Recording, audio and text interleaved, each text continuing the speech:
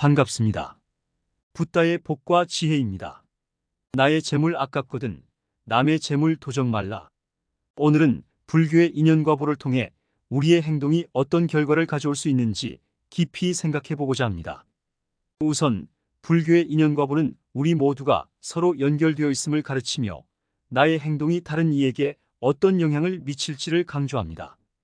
나의 재물을 소중히 여기고 그것이 다른 이에게 미치는 영향을 신중하게 생각하는 것이 불교의 지혜입니다. 또한 화탕지옥의 진리를 살펴보면 나쁜 행동이 우리 자신과 주변의 모든 존재에게 어떤 형태로든 돌아온다는 것을 깨닫게 됩니다. 우리가 남의 재물을 도적질하거나 해치는 행동은 결국 우리 자신을 지옥으로 이끌게 될 것입니다.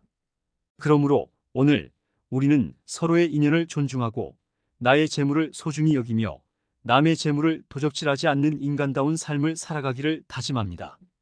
이것이 우리가 불교의 인연과보를 깨닫고 화탕지옥에서 벗어나기 위한 첫걸음이 될 것입니다. 자, 그럼 남의 재물을 탐하면 어떤 과보가 찾아오는지 지켜볼까요? 한때 동양의 작은 마을에 옛날에 살던 한 청년이 있었습니다. 그는 어느 날 길가에서 금화 주머니를 발견했습니다. 그러나 그 청년은 나의 재물 아깝거든 남의 재물 도적 말라는 불교의 가르침을 떠올려 그 금화 주머니를 주인에게 되돌려주기로 결심했습니다. 금화 주머니에는 한 마을 주민의 소중한 재물이 들어있었습니다. 주인은 그 청년에게 감사하면서도 불교의 인연과보에 대해 설명해 주었습니다. 이 인연과보에 따르면 우리 모두는 서로 연결되어 있고 나의 행동이 다른 이에게 영향을 미친다는 것을 깨닫게 됩니다. 하지만 이 인연과보를 지키지 않은 자는 화탕지옥에 떨어지게 되는데 그곳에서는 나쁜 행동의 결과를 체험하게 됩니다. 이 소중한 가르침을 들은 청년은 남의 재물을 도적질하지 않아 인연과보를 지키며 자신의 길을 걷게 되었습니다. 첫 번째로, 옛날 어느 작은 마을에 선인이 살고 있었습니다.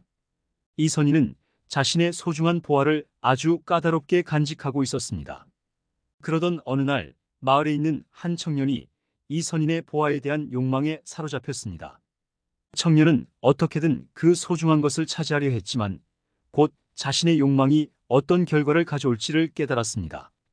이에 그는 부처님의 가르침을 되새기며 나의 재물을 아끼는 것이 중요하고 욕망에 사로잡히면 화탕지옥으로 떨어질 수 있다는 인연과보 진리를 깨달았습니다.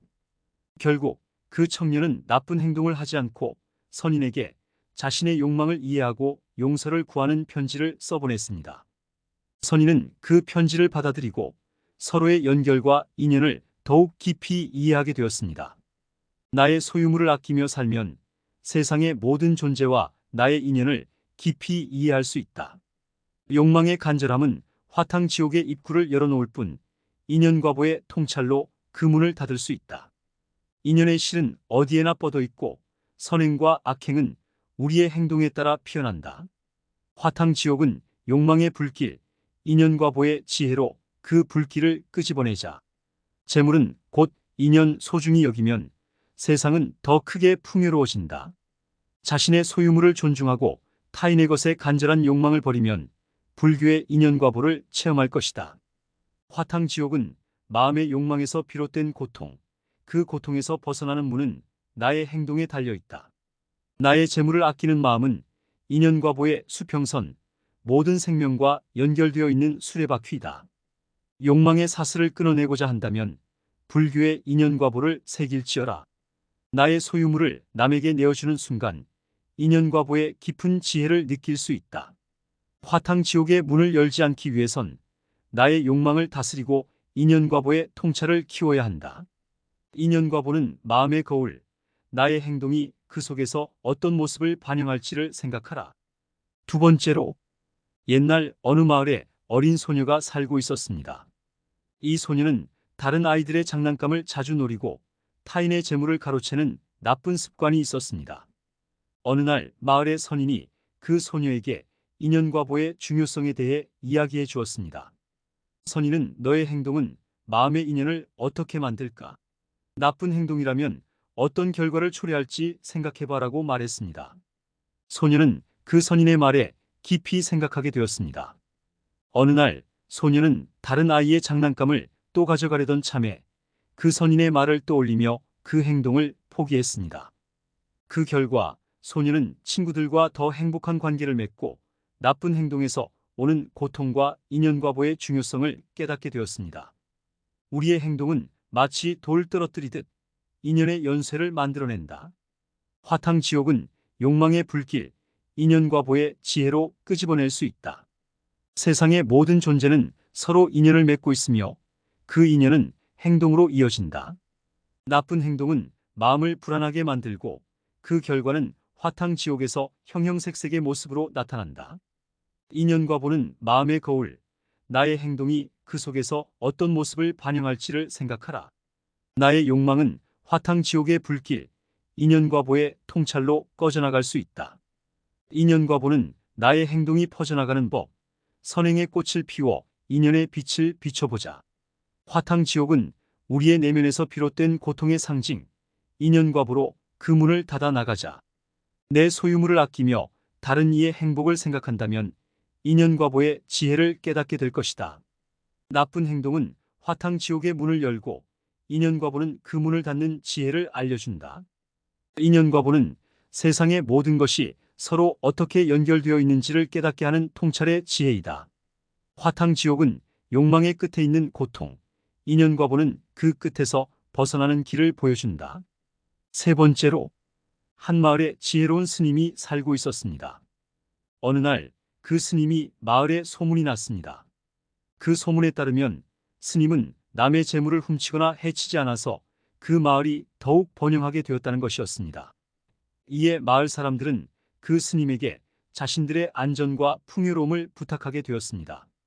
스님은 이에 대한 답으로 이야기를 품고 있었습니다. 어느 날 스님은 마을 사람들에게 모여 이야기를 했습니다. 남의 재물을 훔치거나 해치는 것은 마치 불을 지펴놓는 것과 같다며 스님은 말했습니다. 그 행동은 일시적인 이익을 가져다 주더라도 결국은 화탕지옥의 문을 열게 됩니다. 마을 사람들은 깊이 생각하게 되었습니다. 스님이 이야기한 대로 남의 재물을 훔치거나 해치는 행동은 결국은 나쁜 결과를 불러올 수 있음을 깨달았습니다. 또한 스님은 우리의 행동이 마치 작은 돌멩이가 연못에 투하되어 만들어지는 물결과 같이 타인에게 어떤 영향을 끼치는지 항상 생각해야 한다고 덧붙였습니다. 한 마을에서 한 소년이 있었습니다. 그 소년은 어느 날 다른 마을에서 오는 상인의 물품을 훔쳐왔습니다. 그 행동은 처음에는 나쁜 결과를 가져오지 않았고 소년은 자신의 욕망에 희망을 갖게 되었습니다. 그러나 얼마 후 소년이 훔친 물품 중에는 화탕지옥의 예언과 관련된 물건이 있었습니다. 그 물건이 소년의 손에 들어간 순간 그는 고통스러운 환각에 빠지게 되었습니다. 화탕지옥에서의 고통과 벌을 경험하면서 소년은 자신의 행동이 어떤 영향을 불러올지를 깨달았습니다. 소년은 그 후로는 남의 재물을 훔치지 않고 자신의 행동이 어떤 결과를 가져올지를 항상 신중하게 생각하며 살게 되었습니다. 남의 재물을 훔치면 화탕지옥의 불길을 키우는 것, 인연과보의 깊은 지혜로 그 불길을 끄집어내자. 다른 이의 소유물을 존중하지 않으면 나의 행동이 마치 자신을 찔러 화탕지옥으로 떨어뜨린다. 남의 재물을 훔치는 행위는 마치 돌을 호수에 던져 만들어지는 물결, 나쁜 인연과보를 만들게 된다. 남의 재물을 도적질하면 화탕지옥의 문을 열게 되지만 존중하고 나누면 인연과보의 문이 열린다. 우리의 행동이 마치 작은 연못에 투하되어 일으키는 물결처럼 남의 재물을 도적질하는 행동은 나쁜 인연을 만들어낸다. 나의 욕망이 남의 재물에 불을 지펴 화탕지옥의 불길을 만들지 않도록 하자. 남의 소유물을 훔치지 않는 것은 인연과보의 수레바퀴를 움직이며 나의 길을 밝히는 것이다. 화탕지옥의 문을 열지 않으려면 남의 재물을 훔치거나 해치는 욕망을 버려야 한다. 남의 재물을 도적질하면 나의 몸과 마음을 화탕지옥에 떨어뜨릴 불길을 키우는 것이다. 나의 행동이 인연과보를 만들어가는 길, 남의 재물을 존중하고 나누는 마음으로 걷자. 화탕지옥은 우리의 행동이 만들어낸 결과, 남의 재물을 도적질하지 않는 것은 지혜의 표현이다. 남의 재물을 존중하지 않으면 인연과보의 거울에서 나 자신을 제대로 볼 수 없게 된다. 나의 재물 아깝거든 남의 재물 도적 말라. 옛날 한 작은 마을에 스님이 살고 있었습니다. 이 스님은 불교의 인연과보에 대한 깊은 이해를 지닌 현자였습니다. 어느 날 그는 마을 사람들에게 모여 이야기를 했습니다. 우리는 모두 서로 인연을 맺고 있습니다. 우리의 행동이 마치 작은 연못에 돌을 던지는 것처럼 인연의 물결을 일으킨다는 것을 잊지 말아야 합니다. 그리고 나의 재물 아깝거든 남의 재물 도적 말라는 가르침은 우리에게 큰 깨달음을 안겨줍니다. 한 사람이 그 스님에게 물었습니다. 어떻게 남의 재물을 존중하고 도적질하지 않을 수 있을까요? 스님은 웃으며 이야기를 시작했습니다. 옛날 어느 날 마을 한 가게에서는 아름다운 옷을 팔고 있었습니다. 한 소녀는 그 아름다운 옷을 보고 탐욕이 생겼습니다.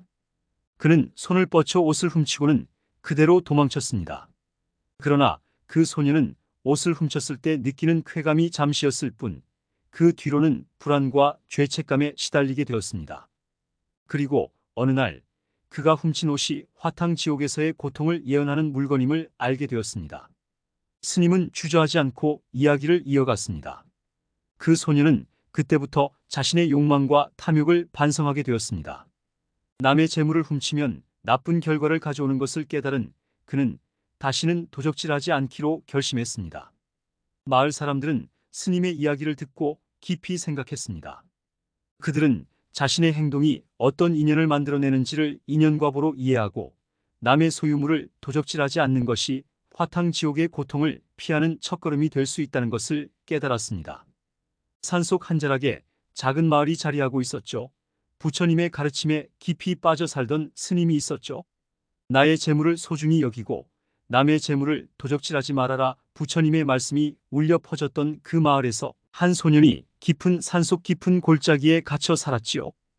욕망의 눈앞에서 자유로워지지 못한 채 고요한 마음을 간직했죠. 어느 날 소년은 산길을 걷다가 한 가게에서 아름다운 옷을 보았어요. 흰 구름처럼 부드러운 천에 마치 별빛이 스며든 듯한 화려한 문양이 새겨져 있었죠. 그러나 부처님의 가르침을 잊은 소년은 탐욕에 사로잡혀 옷을 손에 넣으려 한 거죠. 그 소년은 마을로 달려가 문을 열었어요. 옷을 훔치고 도망치려 했지만 무엇인가가 그를 막았어요. 부처님의 눈부신 햇살 같은 빛이 그를 감싸고 소년은 그 순간 자신의 행동이 어떤 결과를 가져올지 깨달았어요.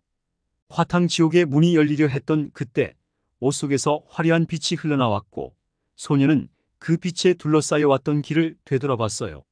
인연과보의 물결이 펼쳐지며 소년은 남의 재물을 훔치는 행동이 마치 작은 연못에 투하되는 돌처럼 인연의 물결을 일으켰음을 깨달았어요. 마을 사람들은 소년의 이야기를 듣고 남의 재물을 존중하고 나의 행동이 어떤 영향을 불러올지를 생각하며 살기로 했어요. 나의 재물 아깝거든 남의 재물 도적 말라. 부처님의 가르침은 마을 사람들에게 더 깊은 인연과보의 지혜를 심어주었죠. 이제 마을은 화려한 인연의 꽃들로 가득했고 모두가 서로를 존중하며 살아가는 그 풍요로운 마을에서 부처님의 가르침이 빛나고 있습니다. 이상 붓다의 복과 지혜였습니다. 오늘도 복지 구족한 날 되세요. 구독과 좋아요는 붓다의 복과 지혜를 밝히는 큰 등불이 됩니다.